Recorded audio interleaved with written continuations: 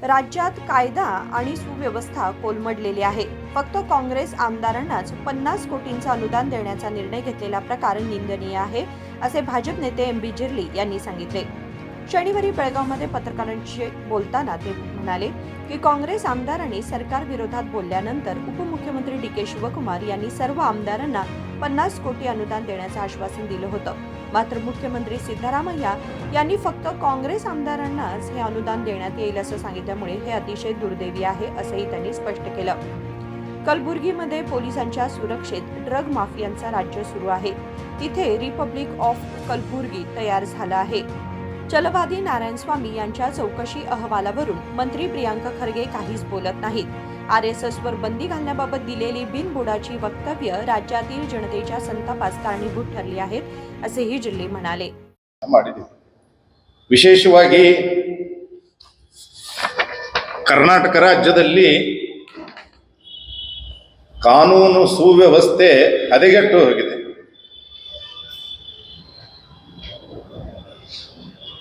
ಎಂಎಲ್ಎಗಳನ್ನು ಎಲ್ಲ ಕಾಂಗ್ರೆಸ್ ಎಂಎಲ್ಎಗಳು ಕಾಂಗ್ರೆಸ್ದ ನಾಯಕತ್ವದ ವಿರುದ್ಧ ಬಂಡೆದ್ದಿದ್ದಾರೆ. ಅನುದಾನ ಬರ್ತಾ ಇಲ್ಲ. ಇಲ್ಲಿಯವರೆಗೂ ಕಾಂಗ್ರೆಸ್ ಶಾಸಕರೇ ಬಹಳ ದೊಡ್ಡ ಪ್ರಮಾಣದಲ್ಲಿ ಅವರ ಅವ್ಯವಸ್ಥೆಯ ಕುರಿತು ಧ್ವನಿಯನ್ನ ಎತ್ತಿದ ಮೂಲಕ ಇವತ್ತು ಎಲ್ರಿಗೂ 50 ಕೋಟಿ ರೂಪಾಯಿಗಳ ಅನುದಾನವನ್ನು ಕೊಡ್ತೀನಿ ಅನ್ನುವಂಥ ಮಾತನ್ನ ಡಿ.ಕೆ. ಶಿವಕುಮಾರ್ ಅವರು ಹೇಳಿದರು. ಆದರೆ ಚೀಫ್ ಮಿನಿಸ್ಟರ್ ಅವರು ಕಾಂಗ್ರೆಸ್ದ ಎಂಎಲ್ಎಗಳಿಗೆ ಮಾತ್ರ ಅನ್ನೋ ರೀತಿಯಲ್ಲಿ ಮಾತನಾಡಿದ್ದಾರೆ. ಆದ್ದರಿಂದ ಇದೊಂದು ಪ್ರಜಾಪ್ರಭುತ್ವ ವ್ಯವಸ್ಥೆಯಲ್ಲಿ it is a white collared blackmailing of the opposition party ಅಂತ ಇದನ್ನು ಹೇಳಬೇಕಾಗುತ್ತೆ.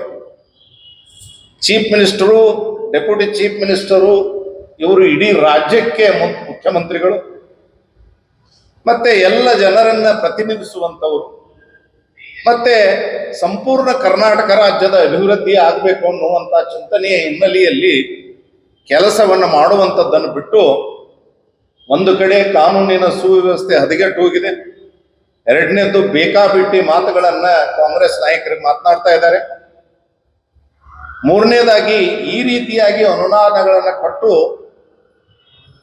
ಡಾಕ್ಟರ್ ಅಂಬೇಡ್ಕರ್ ಅವರು ಕೊಟ್ಟಿರುವಂತ ಸಂವಿಧಾನದ ಮೂಲ ನೀತಿಗೆ ವಿರೋಧವಾಗಿ ರಾಜ್ಯ ಸರ್ಕಾರ ನಡ್ಕೊಳ್ತಾ ಇದೆ. ವಿಶೇಷವಾಗಿ ಇವತ್ತಿನ ಪತ್ರಿಕಾಗೋಷ್ಠಿ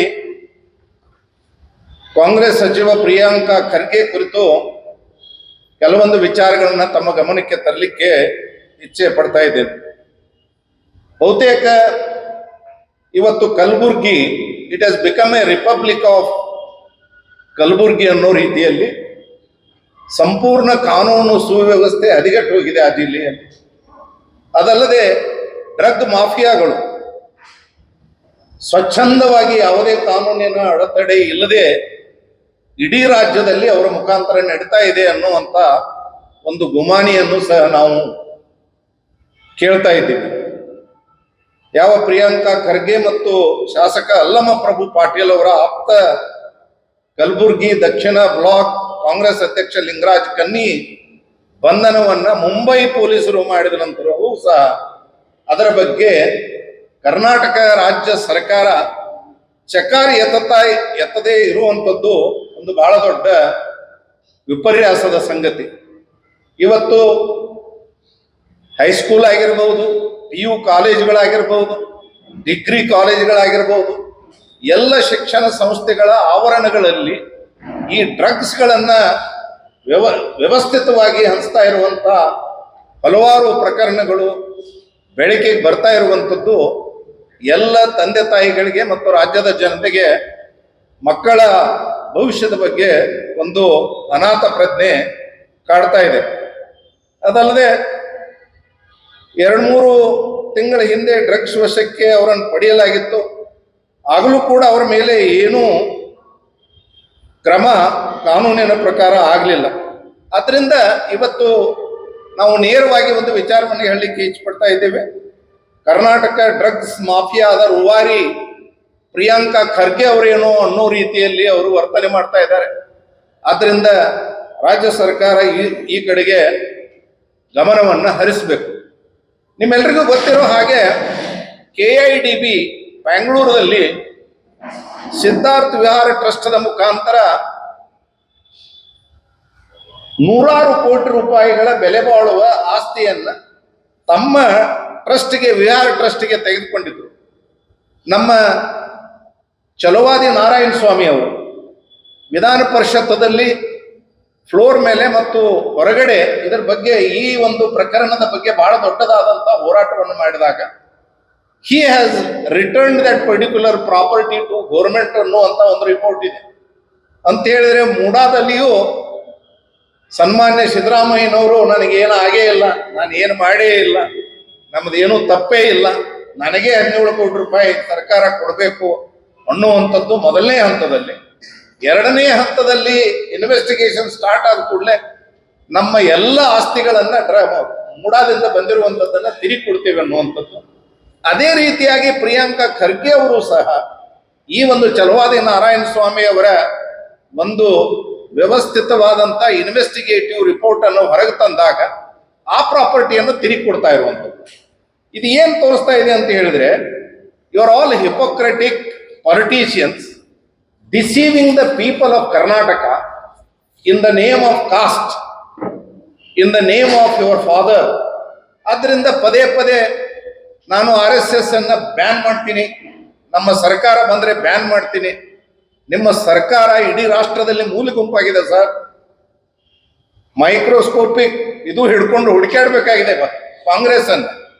ಅಂಥದ್ರಲ್ಲಿ ಈ ರೀತಿಯಾದಂಥ ಹೇಳಿಕೆಗಳನ್ನು ಕೊಟ್ಟು ಓನ್ಲಿ ಫಾರ್ ಪಬ್ಲಿಸಿಟಿ, ನಾನು ಮೀಡಿಯಾದಲ್ಲಿ ಇರಬೇಕು, ಸೋಷಿಯಲ್ ಮೀಡಿಯಾದಲ್ಲಿ ಇರಬೇಕು, ಮತ್ತೆ ನಾನು ಮಾಡ್ತಾ ಇರುವಂಥ ಅವ್ಯವಹಾರಗಳನ್ನ ಹೊರಗಡೆ ಬರಬಾರ್ದು ಅನ್ನೋ ರೀತಿಯಲ್ಲಿ ಟು ಕವರ್ ಫೈರ್ ಮಾಡ್ತಾರಲ್ಲ, ಕವರೇಜ್ ಫೈರಿಂಗ್ ಮಾಡ್ತಾರಲ್ಲ, ಆ ರೀತಿ ಆದಂಥ ಸ್ಟೇಟ್ಮೆಂಟ್ಗಳನ್ನು ಪದೇ ಪದೇ ಇವರು ಕೊಡ್ತಾ ಇದ್ದಾರೆ. ಅದಲ್ಲದೆ ಕುರ್ಚಿ ಮತ ಕ್ಷೇತ್ರದ ಒಂದು ಪಂಚಾಯಿತಿಯಲ್ಲಿ 17 ಕೋಟಿ ಅವ್ಯವಹಾರ ಆಗಿದೆ. ಹಾಗಿದ್ರೆ 6,000 ಗ್ರಾಮ ಪಂಚಾಯಿತಿ ರಾಜ್ಯದಲ್ಲಿ. ಪ್ರಿಯಾಂಕಾ ಖರ್ಗೆ ಅವರೇ, ನಿಮ್ಮ ಇಲಾಖೆಯಲ್ಲಿ ನೀವು ಏನು ಮಾಡ್ತಾ ಇದ್ದೀರಿ ಅನ್ನುವಂಥದ್ದನ್ನ ಇವತ್ತು ನಾವು ಕೇಳಬೇಕಾಗಿದೆ.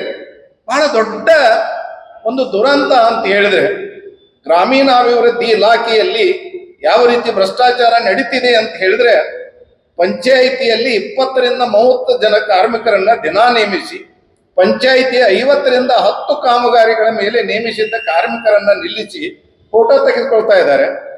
ಮತ್ತೆ ಇದೇ ವ್ಯಕ್ತಿಗಳು ಒಂದು ಕಾಮಗಾರಿಯಲ್ಲಿ ಕಲ್ಲಪ್ಪ ಮಲ್ಲಪ್ಪ ಅಂತಿರ್ತಾರೆ, ಮತ್ತೊಂದರಲ್ಲಿ ಸುರೇಶ ರಮೇಶ್ ಅಂತಿರ್ತಾರೆ, ಮತ್ತೊಂದರಲ್ಲಿ ತಿಪ್ಪೇಶ ತುಪ್ಪೇಶ ಅಂತ ಇರ್ತಾರೆ.